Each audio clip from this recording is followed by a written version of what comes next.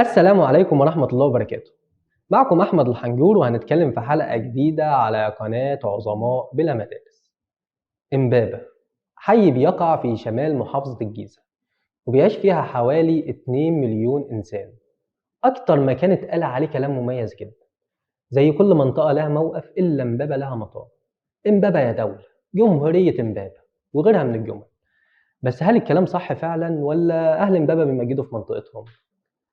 بس قبل ما نبدأ ما تنساش تعمل اشتراك للقناة وتفعل الجرس عشان توصلك فيديوهاتنا أول بأول. في البداية تعالوا نعرف تاريخ إمبابة. إمبابة كانت معروفة إن فيها أشجار دوم كتير جدا، وكان في ناس من أثيوبيا والسودان بيجوا مصر عشان يتاجروا في الجمال.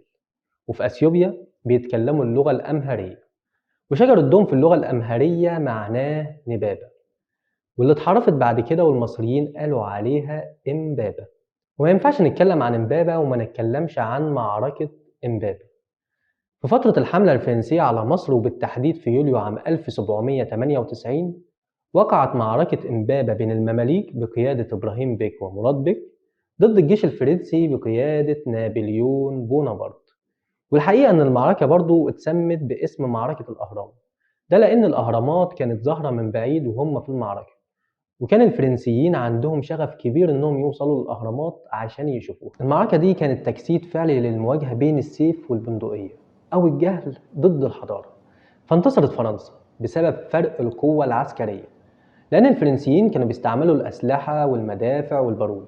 المماليك لسه كانوا بيعتمدوا على الفروسية، لأن المماليك كانوا شايفين إن الشجاعة اللي بجد إنك تواجهني راجل لراجل، إنما تشيل مسدس وبندقية ده نوع من الجبن والضعف. وانتهت المعركة بسرعة جدا في مكان مشهور في امبابة اسمه عزبة الصعايدة.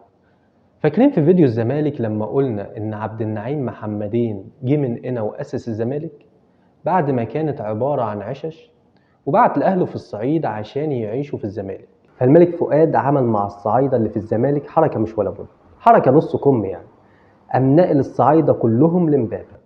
أو الصعايدة دول بقى لما جم إمبابة عملوا عزبة الصعايدة. إمبابة برضو معروفة بكوبري إمبابة، وده اللي عمله المهندس الفرنسي دافيد ترامب، وتم افتتاحه سنة 1892. قبل إنشاء الكوبري كان الناس اللي بتيجي من الصعيد للقاهرة بينهوا رحلتهم في محطة قطار إمبابة، وبعد كده بيعبروا للضفة التانية من النيل في مراكب. ومع وجود الكوبري بقى بيمر من عليه قطارات الصعيد عشان توصل لمحطة مصر في رمسيس. والحرب العالمية التانية ما مرتش مرور الكرام على إمبابة، لما قرر الأمير الليبي محمد إدريس السنوسي إنه يكون جيش عشان يحارب الاحتلال الإيطالي ويخرجهم من ليبيا. فلقى إن مصر أكتر دولة مناسبة يكون فيها الجيش بتاعه لسببين. السبب الأول إن مصر أكتر دولة بتساند وبتدعم ليبيا ضد إيطاليا. السبب التاني إن بريطانيا اللي محتلة مصر كانت في الحرب العالمية التانية أصلا ضد إيطاليا، فكان من مصلحتها إن ليبيا تحارب إيطاليا. فكون السنوسي جيش من 4000 واحد من الليبيين المهاجرين لمصر، وكان مقر التدريبات للجيش هو إمبابة. وبعد كده إيطاليا انهزمت في الحرب، وليبيا حصلت على الاستقلال بعدها ب6 سنين سنة 1951. وبقى محمد إدريس السنوسي أول ملك لليبيا بعد الاستقلال، واستمر حكمه لمدة 18 سنة. إيه قصة بقى إمبابة يا دولة وجمهورية إمبابة؟ في عهد الرئيس السادات سمح بإقامة الجماعات الإسلامية، وكان في منهم ناس متطرفين اتجمعوا في إمبابة. وفي سنة 1992 تولى واحد اسمه الشيخ جابر ريان وبقى أمير الجماعة، وسيطر على إمبابة، وكانت كأنها دولة جوه دولة. وده اللي اتقال فعلا لما هيئة الإذاعة البريطانية BBC عرفت بالموضوع ده وجت صورت معاه، وأعلن تأسيس حكومته، وتم وصفها بإنها جمهورية إمبابة. وطبعا الشرطة المصرية ب13 ألف واحد من رجال الأمن سيطرت عليهم، وتم القبض على الشيخ جابر.